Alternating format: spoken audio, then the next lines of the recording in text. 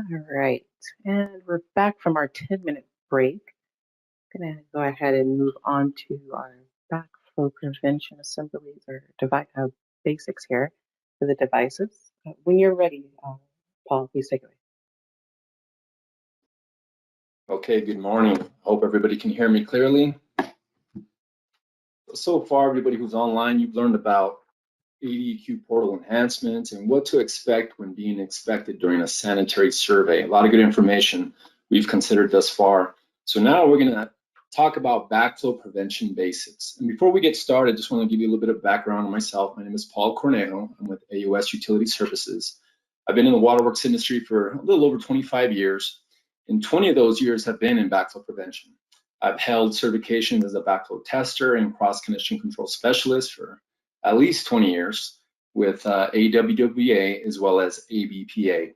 So that makes me a little qualified to talk about this subject, which I'm very excited to speak to you about this morning. Okay, so what is a cross connection? A cross connection, as you may have already heard from previous speakers, is an actual or potential connection between a potable water supply and a non-potable substance or source. An actual cross connection is one for which the connection exists at all times. An example of an actual cross connection would be piping to a non-potable auxiliary supply used for emergencies such as a fire tank. What about a potential cross connection? Well, a potential cross connection is one for which something must be done to complete the connection. An example of a potential cross connection would be a hose connected to a spigot. If I can direct your attention to the images on the bottom of the slide, on the left-hand side, we see an example of an actual cross connection. We see that there's two lines adjacent to each other, a non-potable line next to a potable line, and the only thing that separates the mixing of the two fluids, in other words, from a potable source to a non-potable source, is this valve, which is separating this connection between them. So this is an actual cross connection. Now, a potential cross connection, as I already mentioned, something must be done to complete the connection. So if you look at the bottom right-hand side of the slide, we notice a hose connected to a spigot. So how is this a potential cross connection? Well, someone could, again, an action must be done, take this hose and submerge it, for example, in a swimming pool. And should a main break occur and create a back siphonage condition, well, then you can have swimming pool water or any other type of substance of which this hose would be submerged in, back siphoning into the potable water distribution system. So here we have an example of an actual and potential cross connection. And we'll see a couple more examples of this in the following slides. So what is the term backflow? What does that refer to? Well, backflow is the undesirable reversal of flow of water or mixtures of water and other substances into the potable water supply distribution system. Backflow is a result of back pressure or back siphonage, which we'll get into in detail in the following slides. Now, due to the ongoing threat of potable water contamination from cross connections, utilities, whether they're private or municipal, must use cross connection control methods to prevent backflow. Now, if you allow me to direct your attention to the image on the bottom of this slide under the cross connection threat, here on the left-hand side of this image, we see an elevated tank. Well, we know that elevated tanks produce pressure, and we'll talk more about that pressure in detail when we get into the hydraulics section of this presentation. So we see that this elevated tank is creating positive pressure.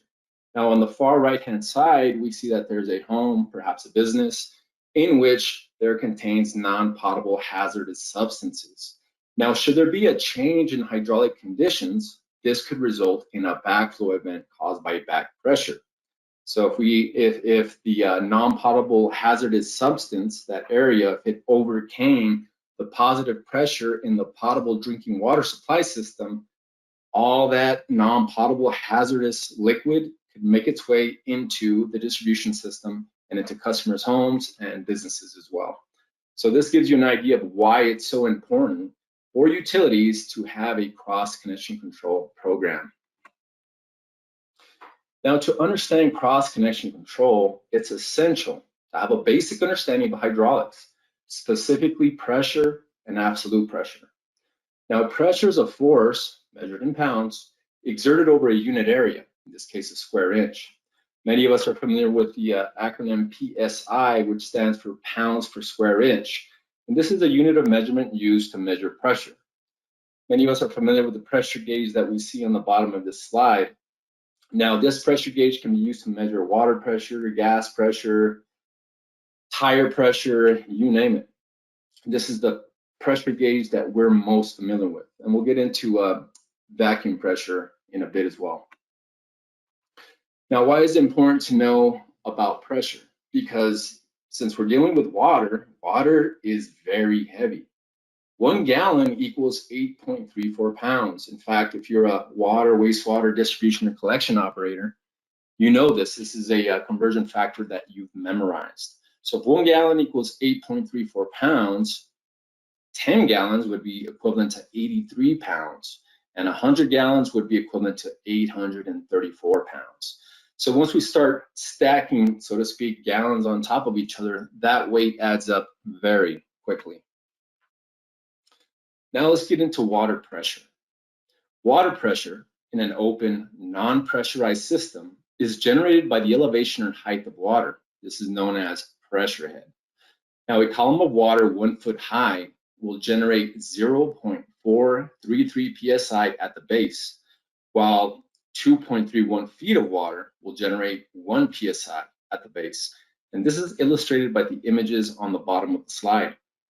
Notice on the bottom left-hand side, here we have a column of water that's only 1 foot high.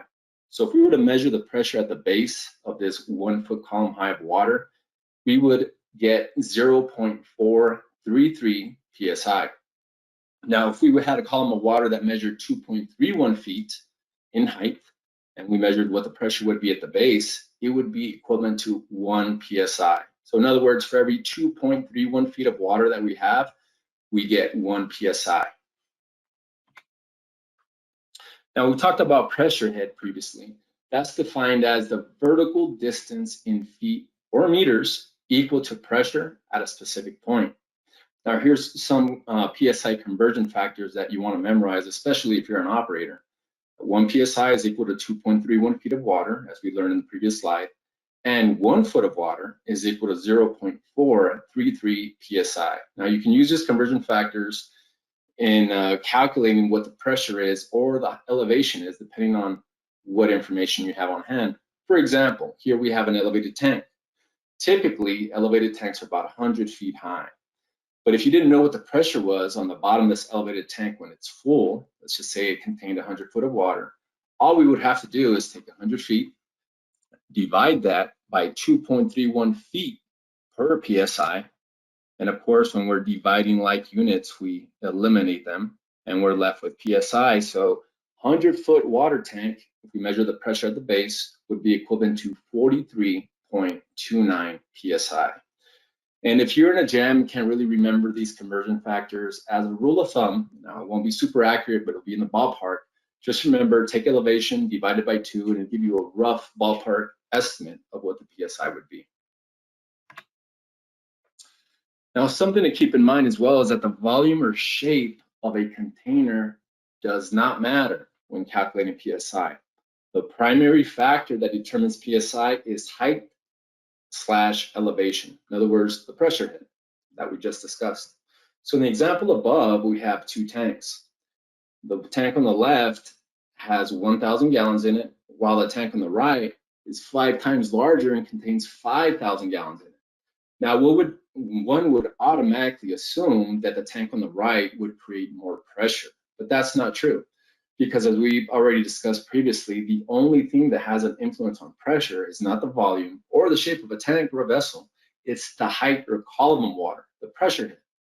So as long as both of these tanks, even though they both have different volumes, as long as the water level is the same and they're at the same elevation, if we were to measure the pressure at the base, it would be exactly the same. So again, as an example, a 10-foot tank, if we would divide that by 2.31 feet per PSI, we eliminate the like units, we keep PSI, our answer would be 4.33 PSI, and that would be equivalent in both tanks, again, as long as they have the same water level and they're located in the same elevation. And for purposes of illustration, I've included this conversion here as well, that 1 psi equals 2.31 feet. Now, this is another term that many operators are not very familiar with. It's atmospheric pressure. A lot of people in general are not familiar with what atmospheric pressure really is. But to understand how back siphonage occurs, because we're talking about cross-connection control, it's important to understand atmospheric pressure. So atmospheric pressure is the pressure exerted on the Earth by the atmosphere above it. In other words, the weight of air pushing down on the Earth. Atmospheric pressure at sea level is 14.7 psia. Now we can see an A added to that psi. That stands for pounds per square inch absolute. So that's how we measure atmospheric pressure in psia. Now, the higher the elevation, the lower the air pressure and vice versa. So for the purpose of illustration, here we have the Earth. And if you were standing at sea level, air pressure would measure 14.7 psia. Now here we have another picture illustration to help us understand how air pressure changes based on elevation. You'll notice that at sea level, once again, we have 14.7 psi. If we were to go below sea level, that pressure increases. Notice Salton Sea is below sea level and it has an atmospheric pressure of 14.83 psi, slightly above sea level. Now, if you were on Mount Everest, for whatever reason, that atmospheric pressure would be much lower at 4.84. So the point is, the higher the elevation, the lower the air pressure, and vice versa. So let's talk about why this is important. Atmospheric pressure is necessary for back siphonage to occur. Now we know that back siphonage is one condition of backflow. So under backflow, we have back siphonage and back pressure. So we're going to focus on how back siphonage occurs. So as air comes out of a tube, as you can see from the illustration below, a vacuum is created and the liquid enters the tubing by atmospheric pressure pushing down on top of the liquid and up the tube, not by the force of sucking, as you might think. You wouldn't be able to siphon in space as there's no air pressure. So what creates a siphon is not the action of something or someone sucking on a tube, like in this example. It's the actual air pressure pushing down on the water and pushing the water into the tube and down to the lower elevation. So the exact thing happens in a back siphonage event. So let's just say that a utility is serving a community in an area that has different elevations. Let's just say, for example, Fountain Hills, Arizona. There's a lot of hills, right, in Fountain Hills. So if there was a house on top of a hill, and let's just say the water main was down here and there was a main break, well, any water in that main or even in that house that's not being protected by a backflow can be pushed back into the distribution system and contaminate a portion or a large portion of the public water supply system. A little bit more on atmospheric pressure. Now, if there were no air pushing down on the surface of the Earth, there would be no pressure. This is known as perfect vacuum, which has a measurement of 0.0 psia, which is pounds per square inch absolute. Now, if a vacuum is applied to the closed end of a pipe, as you can see on the right-hand side with the picture illustration, the water level inside the pipe will rise due to the negative pressure caused by the vacuum pump and the atmospheric pressure pushing the water into the pipe. So now let's look at this picture illustration on the right-hand side of the screen. Notice that at sea level, once again, we have 14.7 pounds per square inch absolute. And the same is true for the water that would be inside this vessel if it wasn't a closed pipe with a vacuum being applied to it. But now that we're applying a vacuum to this closed pipe, now we decrease the air pressure inside the pipe, and you'll notice that that water level rises. But something interesting happens when it gets to a level of 33.9 feet. The water stops moving upwards because at this elevation, the weight of water at the base is equal to atmospheric pressure, and the water will stop rising. How do we know this is true? Well, we know that for every 2.31 feet of water, we get 1 psi. So if we were to take 14.7 psi, as illustrated on the math equation below, and we multiply that by 2.31 feet per psi, it gives us an answer of 33.9 feet. So at this elevation, this vacuum pump cannot pump or suck any more water. It has reached equilibrium. So the same is true depending on the elevation that you're living in. Lower elevations will be able to use pumps to raise water higher, versus if you're at higher elevation, you'll be limited because of the lack of atmospheric pressure. Now, what's the difference between gauge pressure and absolute pressure? Well, gauge pressure, which is the regular gauges that we looked at in the beginning, used to measure water pressure, tire pressure, etc., is zero reference against ambient air pressure. So it's equal to absolute pressure minus atmospheric pressure. So once again, these are the typical gauges we use to measure PSI for a variety of different applications, whether it be water, air, gas, the pressure in your tires, etc. Now, absolute pressure is zero reference against a perfect vacuum. So it's equal to gauge pressure plus atmospheric pressure, which is used for specific purposes, for example, vacuum systems, gas analysis, and ocean depth measurement. And if you're curious about the formulas, once again, they're listed for you here at the bottom. Absolute pressure, PSIA, equals gauge pressure plus atmospheric pressure, while gauge pressure, the PSI that we're all familiar with, is absolute pressure minus atmospheric pressure. So gauge pressure does not take into account atmospheric pressure. So this means that your regular pressure gauges won't be influenced by atmospheric pressure, or air pressure if you want to simplify that term. Now let's talk about the different types of cross connections. There's two different types of cross connections, indirect and direct. What's an indirect cross connection? An indirect cross connection is subject to back siphonage only. Once again, an indirect cross connection is subject to back siphonage only, while a direct cross connection is subject to both back pressure and back siphonage. So as we can appreciate from the images on the bottom of this slide, on the left-hand side, we have an illustration that explains how back siphonage works. So back siphonage occurs when you have a loss of supply pressure. And this could occur, once again, as an example, a main break. So in a main break, what happens? Well, the main breaks, you have a loss of water, and because of that loss of water, you have a loss of pressure.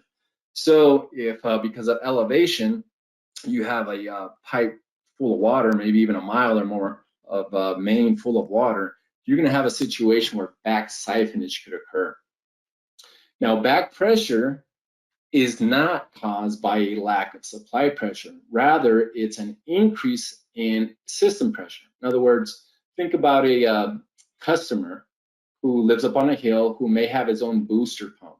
Now, if there's no backflow protecting the public water supply and the customer's line, his residence, his booster pump, could potentially overcome the supply pressure. As we could see here, on the customer end, there's a pressure of 80 psi, whereas on the public water system end, there's only a supply pressure of 60 psi, which is pretty typical for most systems. So if a customer were to have a higher psi than the supply pressure, that water in his system would flow back into the public water system and potentially contaminate the distribution system. So those are the differences between back siphonage and back pressure. And we'll see a couple examples of this again in the following slides. So again, we said that an indirect cross connection is subject to back siphonage only. And we talked about how this can happen. Now we have an illustration that explains it better. So look at the steps, beginning with step one. What happens here in this illustration? Well, we have a main break. And because of the main break, water pressure is reduced. Now, what happens next? Well, we see a bucket full of toxic material, hazardous substances, and we notice that there's a cross connection present. The cross connection is that hose connected to the hose bib that's submerged in this bucket of toxic substances. Now, because there's no backflow present and because a main break has occurred, reverse flow is created by a change in water pressure. Now, contaminants can be drawn into the drinking water supply through this cross connection and back into the public water system. Now, these pipes here are there to represent different customer service lines. So this illustration helps us to understand that one cross connection can affect a variety of different customers in that area. And of course, step 3 mentions that without a backflow prevention assembly, dangerous contaminants or pollutants can enter the drinking water supply. Remember those terms, contaminants or pollutants. We'll be getting into those in a bit and how are those defined. Now, this is an example of a direct cross connection. Now, recall that we just talked about an indirect cross connection, which indirect cross connections are subject to back siphonage only. Direct cross connections are subject to back siphonage and back pressure. So here we have an example on the bottom, this picture, of a direct cross connection. Now, more than likely, this is a car wash of sorts, right? So we see the public water supply is supplying this car wash, and we have a pump that's creating pressure in this pressure tank. And if there's no backflow in between, well, again, potentially this system pressure can overcome the potable water supply pressure. And this water, maybe it's mixed with soap or other contaminants or pollutants, can flow back into the potable water supply, creating a cross connection. So here we have an example, once again, of a direct cross connection, which is subject to back siphonage and back pressure. Subject to back siphonage because of the pressure that the customer is creating on his end, and should there be a main break or a change in hydraulic pressure on the potable water supply end, it would also be subject to back siphonage. Now let's get into different backflow devices. So there are several different backflow devices. Now a lot of people call them devices, but if you were to go to a training course, they're going to correct you and say, refer to them as assemblies. So several different backflow assemblies and air gaps are used to protect a potable water source against cross connections. Now, the type of cross connection control is determined by the degree of hazard. You want to remember that term, degree of hazard, since that determines the type of backflow for the application.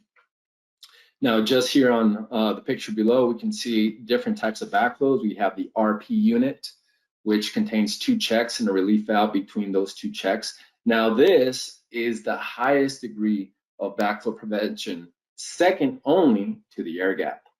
We also have the double check valve assembly, the pressure vacuum breaker assembly, and the spill resistant pressure vacuum breaker assembly, which is known as the SVB. And we're going to get into each one of these and their different applications. Now, we talked about the degree of hazard, and that's important. Why? Because it helps us to understand, or determine rather, what appropriate backflow protection, if any, is required to protect the public water system. So there are 2 main categories of hazards: pollutants and contaminants. A pollutant is a non-health hazard. Kind of confusing, right? We don't typically think of as a pollutant as a non-health hazard, but when we're talking about cross-connection control, a pollutant is a non-health hazard, considered to be a substance that is aesthetically objectionable that will not cause illness or death. An example of this would be food beverages, for example, soda, syrups, etc. Many times, if you go to a restaurant or gas station, whatever it may be, if you peek behind these soda machines, a lot of them are connected to the public water supply system, and they have a backflow connected to them. But should they not, and somehow some syrup were to backflow into the system, that would be an example of a pollutant entering the public water system. Now, a contaminant is a health hazard, a substance that could cause illness or death. An example of a contaminant that could enter the public water system and cause illness or death would be wastewater, of course, and hazardous chemicals. You'll notice that there's a tank full of sodium hydroxide. Now, this is a common chemical used in water treatment to adjust pH. Now, if for some reason there was a potable water line connected to the bottom of this tank with no backflow protection, well, theoretically, if there was a loss in pressure, all this sodium hydroxide could flow back into the public water supply system and it would make for a very bad day for that supervisor in that utility, that's for sure. That'd be all over the news. Now, it's important to know what hazards exist on a property, once again, to determine what type of cross-connection control protection is required. So, okay, so far we've talked about direct cross connections, indirect cross connections, degrees of hazard, back siphonage, back pressure. So let's get into the different types and methods of backflow prevention, beginning with the air gap. Now, an air gap is a physical separation between the water supply line and the flood level rim of the receiving vessel. This can be used to protect against a direct, in other words, against back siphonage, or indirect, in other words, against back siphonage, direct back siphonage and back pressure, or indirect back siphonage only, cross connection, and against a contaminant, which is a health hazard. Now, the separation must be twice the diameter of the supply line and no less than 1 inch. So as we can appreciate from the illustration below, here we have an open vessel that's receiving potable water, and you notice that there's a separation. Now, by code, this separation, as was already mentioned, has to be at least 2 times the diameter of the supply line, but never less than 1 inch. And keep in mind that an air gap provides the highest degree of backflow prevention. However, it's not always convenient for all applications. In fact, one could say that it's not convenient for most applications. Now, air gaps are typically found on fill lines to tanks containing a contaminant, a health hazard. Examples include fertilizer tanks, septic truck tanks, chemical mixing tanks. Now, air gaps, as mentioned previously, provide the highest degree of backflow protection, but are not practical for all applications. So on the bottom of the screen here, we could see a potable water hydrant. There's a hose connected to it. And notice that there is an air gap on the fill line to this tank. I don't know what this tank contains. It might contain fertilizer, but it's definitely contains something that you don't want to be drinking or bathing in. So thank God this individual had enough sense to use an air gap when filling this tank. Now let's talk about the double check valve assembly, otherwise known as a DC assembly. DC valve assemblies consist of 2 internally loaded check valves, as you can see here in the bottom illustration, in series, in other words, one right after the other. 2 resilient seated shutoff valves, and 4 resilient seated test cocks. Now, when you hear that word resilient, all that really means is that it's lined with rubber to make sure that it has a seal that doesn't leak. So if one of the check valve fails, since they're in series, the other check valve acts as a backup to prevent backflow. These can be used to protect against a direct or indirect cross connection and against a pollutant, in other words, a non-health hazard. So a DC assembly can be used to protect against back pressure and back siphonage, but only for a non-health hazard. It cannot be used to protect against a contaminant, a health hazard. So here we have a picture illustration of a double check valve assembly. Notice the test cocks. These are solely for testing purposes. That's their only function. So certified backflow tester would attach his hoses on his test gauge to these different test cocks, and he would be measuring differential pressure across the checks and determine if this double check valve assembly is in fact working correctly. Now you'll notice on this slide, it helps you appreciate the flow of water and what check valves do in a backflow event. Notice that under normal flow, normal operations, the check valves are open and allow water to flow in one direction. But should there be a backflow event, whether it's caused by back pressure or back siphonage, these checks would close and not allow or prevent water from flowing in the opposite direction. So this is true for all backflow assemblies. Check valves allow water to flow in only one direction. Now, of course, if the check valve was fouled, then you could get some water leaking by. And that's why you have redundancy here with 2 checks. Now, what you're looking at here is exactly the same as what you previously looked at. It's a double check. But the only difference is it has a bypass line. And these assemblies are known as double check valve detector assemblies, DCDAs. DCDA assemblies are typically used on water lines that are static, in other words, when there's no flow, but need the ability to detect the water, for example, fire sprinkler systems. A DCDA consists of a mainline DC assembly and bypass arrangement that includes a DC assembly and a water meter. And since fire sprinklers are not normally metered, the DCDA can provide a means to detect any unauthorized use of water or water leaks. So here we have the DC. So the mainline DC will contain two checks. And then we have the bypass line, right? And the bypass line has itself a double check valve as well and a water meter. Now keep in mind on these detector assemblies, we'll consider one for the RP and this one's for the double check, but they have to contain the same type of backflow preventer as the main line does. So in other words, if this one was an RP, this bypass line can't contain anything besides an RP. This case, we're dealing with a DC check valve assembly, so the bypass line has to have a DC backflow assembly. And the reason being is because if you were to allow for another back preventer that didn't allow or didn't provide the same level of protection, well, it would be in essence bypassing this backflow completely. So both of these backflows have to have the same degree of protection. In other words, they have to be the same type. Now let's get into the reduced pressure principal assembly, otherwise referred to as the RP assembly. Looks exactly the same as a double check valve assembly with one major difference. There's an air relief valve in between the two check valves. So an RP consists of two internally loaded check valves in series, in other words, one right after the other. Parallel would mean right next to each other, and a mechanically independent differential pressure relief valve between the two check valves. The relief valve is designed to discharge water between the two checks when the differential pressure across the first check drops to at least 2 PSID. PSID stands for pounds per square inch differential.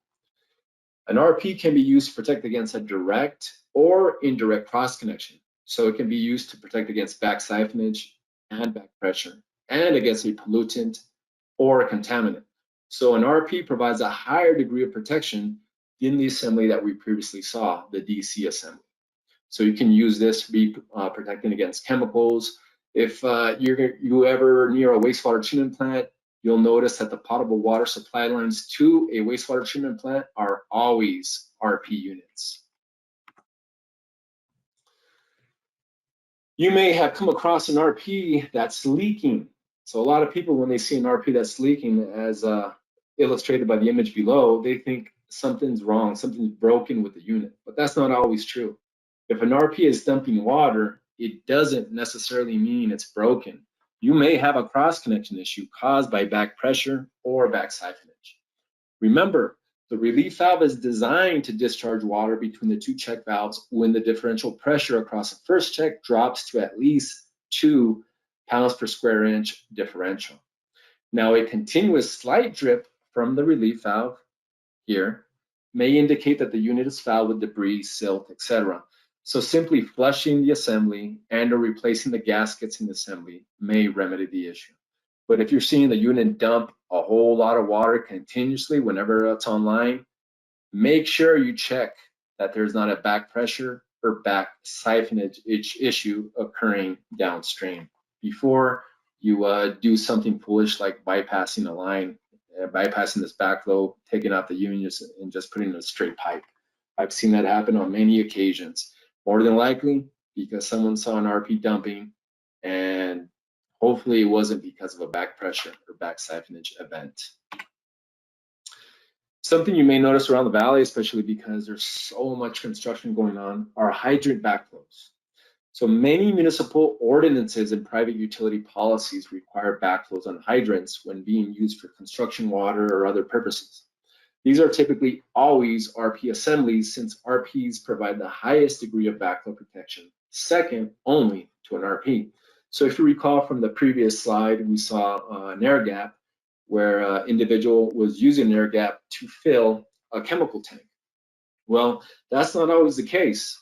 Some people fill up their tanks or other equipment with no backflow, right? No air gap, should I say. So a hydrant backflow really protects the public water distribution system from back pressure and back siphonage events from water that's being used for construction purposes. So here we see a hydrant and an RP unit attached to it. Something to keep in mind is every time a hydrant backflow is moved to another hydrant, it has to be retested. Now you may have learned, I believe from Steve Vogel previously, that a backflow has to be tested annually. Now that is very true.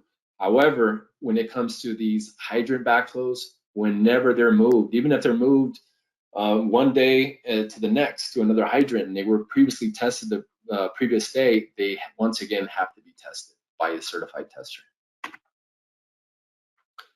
So we looked at the DC detector assembly previously. Well, the RP has its own version of that as well. It's called the reduced pressure detector assembly. The RPDA assemblies are typically used on water lines that are static, in other words, no flow, but need the ability to detect water. For example, fire sprinkler systems. An RPDA consists of a mainline RP assembly and bypass arrangement that includes an RP assembly and water meter. And since fire sprinklers are not normally metered, the RPDA can provide a means to detect any unauthorized use of water leaks. So once again, here we have the mainline RP, and then we have the bypass line. We have a smaller RP here on the bypass line and also a water meter. And notice where our air relief valve is located on the RP between the two checks. You can't see it here because the air relief valve on this smaller unit is located on the opposite side, but it contains one as well. Remember, these bypass lines have to have the same type of backflow protection as the main line. So if the main line has an RP, the bypass line has to have an RP. Let's talk about atmospheric vacuum breakers. You may notice these at your home, protecting your irrigation system. Now, you'll never see these on a service line connection because they're not considered an approved assembly for a service connection. But atmospheric vacuum breaker assemblies consist of an air inlet valve, a check seat, and an air inlet body, or port, I'm sorry. Water flow causes the air inlet valve to close, allowing water to flow through the assembly. This unit can't be tested and is typically used in irrigation systems. Now, when water flow stops, the air inlet valve drops down into the check valve seat, allowing air into the assembly and preventing back siphonage. These can be used to protect against an indirect cross connection, in other words, back siphonage only, and against a pollutant or a contaminant. One thing to keep in mind is that as per code, an AVB can only be used under pressure for 12 hours out of a 24-hour period. So under normal flow would enter, close the air inlet valve, and flows to its intended destination. If there would be a backflow or back siphonage event, the first thing that would happen is that this air inlet valve would drop down into that seat and prevent water from flowing back into the potable water supply. Another unit that works very similar to an ABB, but is a little bit more intricate and is an approved backflow assembly, is a pressure vacuum breaker, otherwise known as a PVB assembly. PVB assemblies consist of an internally loaded check valve, a loaded air inlet valve, 2 resilient seated shutoff valves, and 2 resilient seated test cots for field testing and maintenance. As I mentioned previously, resilient means rubber seated, which provides a tight seal. The check valve prevents backflow. The air inlet valve opens when the body pressure is reduced, allowing air into the body of the assembly to separate the potable water from the downstream non-potable water.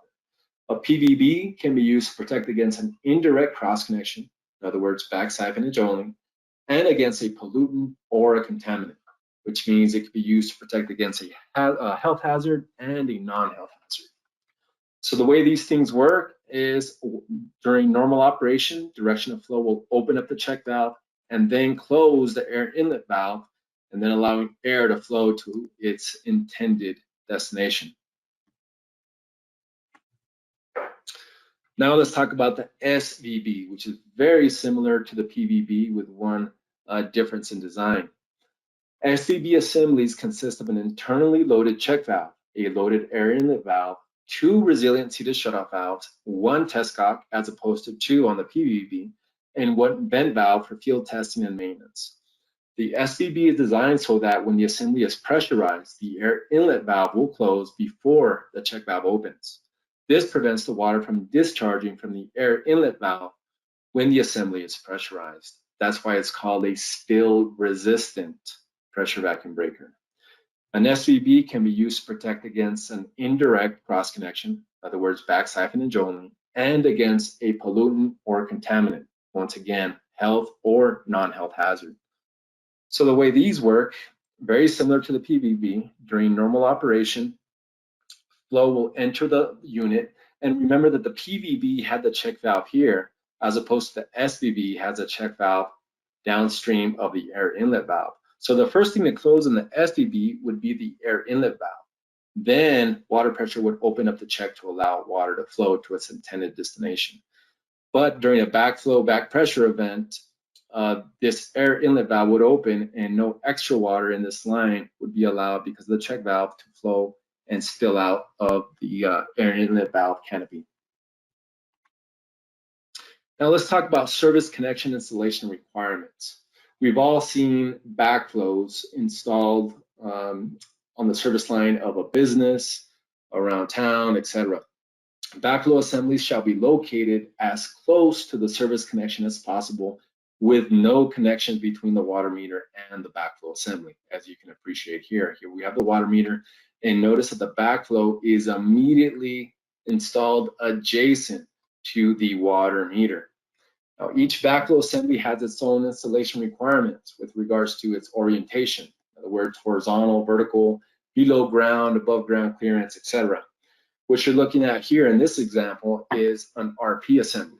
And notice that the RP assembly requires a minimum clearance between the bottom of the air relief vent valve and the ground of 12 inches. An RP cannot be installed below ground because of the air vent valve, which could create a back siphonage event. DC assemblies can be installed below ground. And for that reason as well, DCs cannot protect a utility against a contaminant, but RPs can.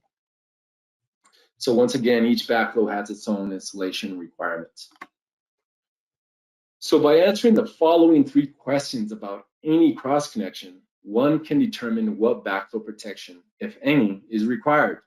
First question, is the connection a direct or indirect cross connection? In other words, is the connection subject to back siphonage only, or is it subject to back siphonage and back pressure? Second question, is the cross connection to a pollutant, which would be a non-health hazard, or a contaminant, which would be a health hazard? Third question, is the connection under continuous use or pressure? Is it used for more than 12 of any 24 hours? Well, if the answer is yes, that completely eliminates an ABB, which can only be used no more than 12 hours out of a 24-hour period. There's flow charts as well that can aid you in determining what backflow prevention is required, if any. For example, this one here, based on back pressure alone, notice that it begins with asking the question, is back pressure an issue? If so, we know that it would be a direct cross connection. Does it have a contaminant? Yes. So if that would be the case, our only options for backflow protection would be an RP or an air gap. Let's just say that we didn't have back pressure, so making it an indirect cross connection subject to back siphonage only. So the answer would be no. Let's just pretend that there's no contaminant either. Is it under continuous pressure? Let's say it was, or it is. Well, our options for a backflow would be a PVB, SVB, DC, RP, or air gap. Here's another more simplified version of a flow chart that can help you determine the backflow prevention device required based on if it's an indirect or direct cross connection. So let's just take one for an example. Let's say it's an indirect cross connection subject to back siphonage only under non-continuous use for a health hazard contaminant. Notice that our options are AVB, PVB, SVB, RP, and air gap. Notice that double check valve assemblies are not listed under health hazard contaminants because they can only protect you against a pollutant, a non-health hazard. So there's various flow charts out there. USC is pretty good at producing these that will help any manager, any operator come up with the backflow required for the application. How to know about backflow prevention assemblies that are actually approved? We can walk down to Home Depot and buy a backflow, but how do we know it's an approved assembly? The USC Foundation for Cross-Connection Control and Hydraulic Research is the only approval or listing agency that requires a field evaluation prior to an assembly being listed or approved. The USC Foundation's current standards for backflow prevention assemblies are contained in Chapter 10 of the Manual of Cross-Connection Control, 10th edition. As you can see from the picture of the book, this Manual of Cross-Connection Control, 10th edition on the right-hand side.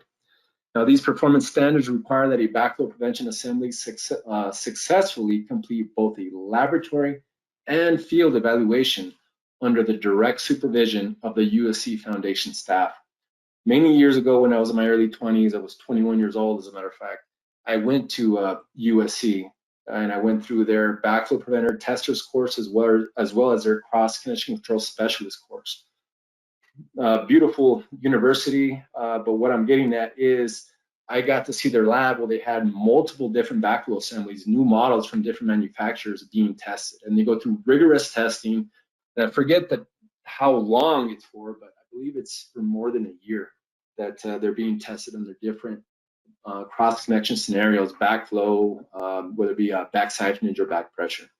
So you can rest assured that the approved backflows on USC's list are in fact very, very good. What about approved test equipment? So what you're looking at here is a field test kit on the right-hand side. This is what, as I mentioned earlier, what approved testers use to test backflows. So the field test kit is the gauge equipment used to field test a backflow prevention assembly. A backflow tester uses a field test kit to measure the difference in pressure across the check valves inside a backflow assembly, otherwise known as differential pressure. Field test kits are approved by USC and have successfully completed laboratory evaluation of the USC's Foundation's approval program for field test kits. So just like backflow preventer assemblies, backflow field test kits are also put through a rigorous testing inside a controlled lab and controlled environment at USC before they are approved for use.